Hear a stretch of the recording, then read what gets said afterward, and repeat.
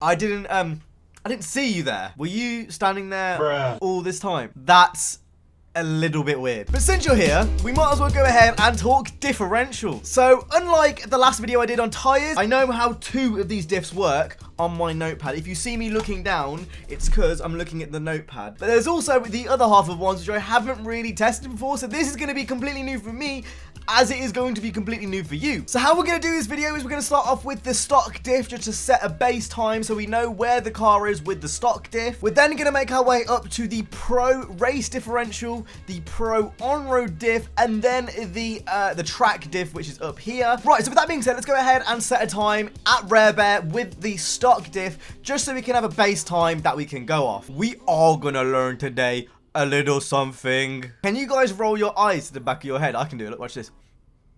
My mum and dad watch my videos sometimes. My parents watch my videos sometimes. Let alone friends and acquaintances. Hello, mommy. Hello, daddy. Right then, stock diff. Let's do the race. Right, here we go. Big Barb. He knows better than not to ram me right now. So this little mini series that I'm doing on the channel really originally came up just because I'm looking to build the best R32 for undefeated. Now this is by no means the best car. The R32 is a very poor car, in fact, but I want to use it in the first season of undefeated because it is just my favorite like obtainable dream car. So naturally when it comes, whoa, that was a laggy lag. Yeah, I just want to use it because it's I like the car and it's a nice car. Not all of us are little sweatbags driving RSRs. To behave. One thing I will say, I've not been driving it with a stock diff out off camera. I've been driving it with a different diff, which we'll talk about a little bit later when that section comes to it. This is definitely a lot slower and a lot less agile. I also want to say, similar to the tires video we did, which will also be in a card in the top right, which you should watch after this video, this will also depend on what car you're using. All-wheel drive cars are going to be significantly different to rear-wheel drive cars, so this will take a little bit of testing, but what I will do in this video is I'll give you recommended setups to try on whatever car you're dealing with. So just stay tuned. The fastest car, fastest setup, etc. will be at the end of this video. Likewise, if you're just looking for a good R32 setup, chances are you'll probably find that at the end of the video also. They ain't ready for my journalism. You do too much effects. You're annoying. That is so mean. I'm so angry. Right, so we are coming up to the last corner here. Not very good, not very agile, coming in with a 309.4. Now, that wasn't an awfully clean lap. The car isn't very good with the stock diff on. That is very, very slow. But you're going to see as we move through the differentials how the times vary. We actually have a pretty interesting one next. So the pro on-road diff, that's actually the one that I haven't used yet. I've used race and I used track, so I know which is the best out of those two. But as far as the on-road goes, I have no clue. If we go over on the left, you can see the performance matrix. It's moved a little tad towards drift, but not really that much. I wouldn't think that particularly matters too much on your times. It's probably going to just change your playstyle. If you like brake to drift more, I can see on-road probably being better, but then again, I haven't tried it, so I could be speaking absolute shit. I've got a feeling that this is going to be very, very similar to the kind of tires situation. On-road might actually be really, really competitive because the R32 naturally has an understeering problem. Also, live tuning, I've got to show that at the start of the video.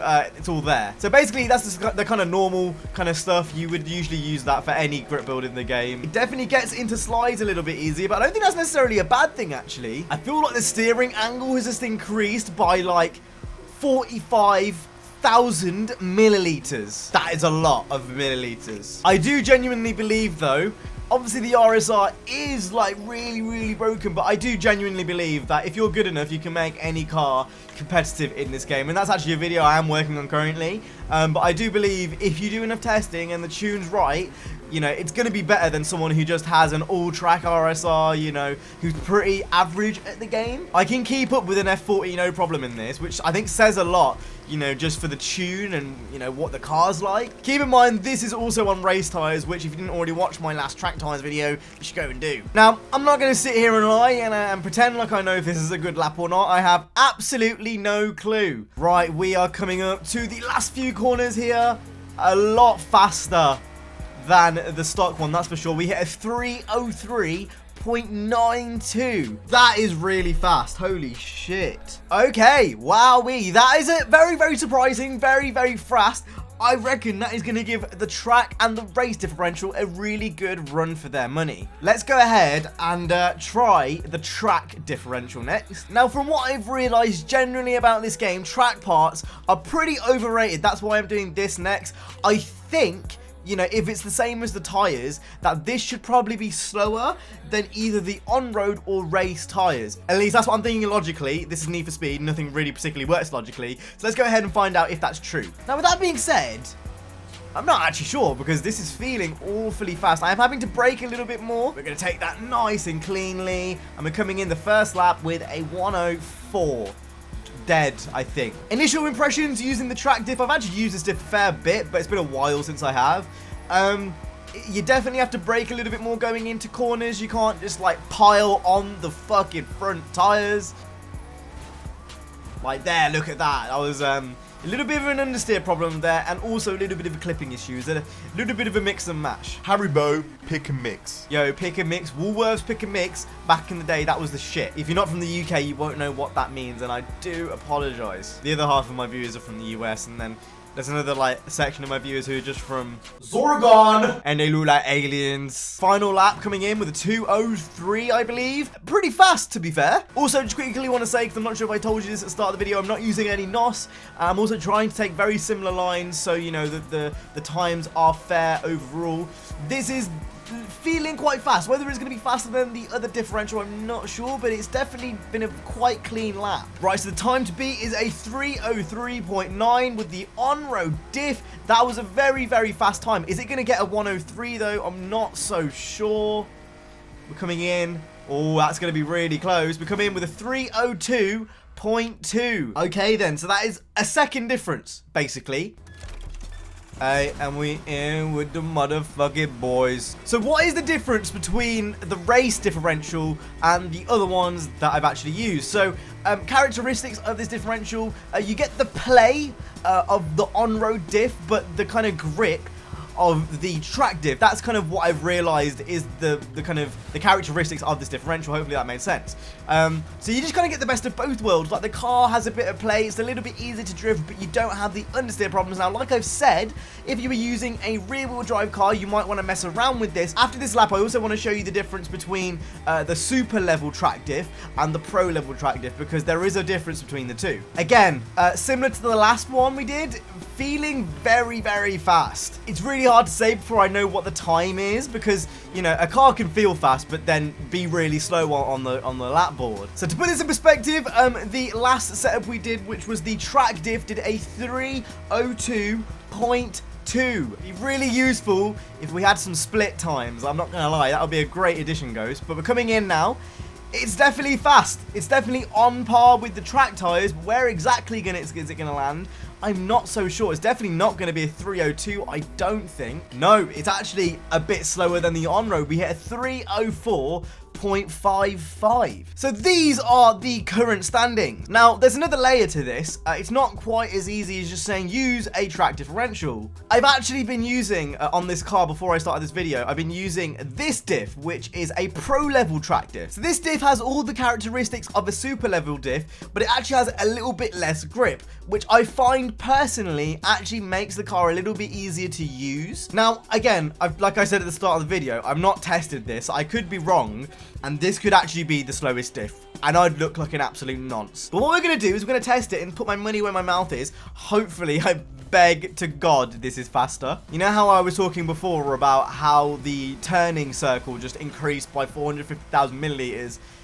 Now I'd say it's increased by 640 million Newton meters, but you also get a little bit more slide. You get a little bit more slide, which if you know how to deal with in this game isn't too bad, but if you don't really understand throttle control in this game, how it works, how the drift stabbing works, then that might be a little bit of a problem. Right, we're coming into the final lap with a 2:02. I'm gonna say it deep down in my gut. This is feeling like the fastest lap. Right, we're coming onto the back straight with a 2:45. Time to beat is a 3:02.2. That was set by this super track suspension. Dare I say it, it is looking like it's going to do it. Right, there we go. And we're coming across the line with a 301.5. That is a 1 second difference. Now, don't get me wrong. It's not like 5 seconds difference, 4 seconds difference, but 1 second difference in the world of racing, that is quite a lot. Right then, so recommendations. None of these diffs in this game are bad, other than the stock one, of course. I think one piece of major advice from this video is don't overlook the pro level parts. Often they can be better than the super level parts. Like sometimes you won't need all that grip in a car. Sometimes you'll actually need less grip, and you know that's kind of the fun. Not even just cars in Need for Speed, but cars in real life. Like if you're tuning cars, you know sometimes you might need more grip, sometimes you might need less grip. The R32, it's all-wheel drive, quite grip heavy in this game, so you're obviously going to need to take a little bit away if you need to take a little bit away. Other cars will benefit from having a super level diff. My main piece of advice in this video is track diffs tend to be the best. Start off with the super one. If you feel like there's too much grip, then maybe go down to the pro level diff and just have a mess around with it. Rear wheel drive cars in this game will benefit from more traction. So if you feel like your car is like skidding out too much, then go ahead and use a super level part. Not all cars are made equal. Some cars are actually just made to, you know, be used in a drift setup, so keep that in mind as well. The R32 is actually a car that's really good in drift over race, but have a mess around with the track diffs. If I had to give an order, I'd say try the super track level 1 first. If that doesn't work, then go down to pro. If that still isn't working, then maybe try the race and on-road differentials. Anyway, I hope this video helped you. If you did, hit the like, subscribe. I'll see you guys in the next one. You guys have an awesome, stay safe, and peace.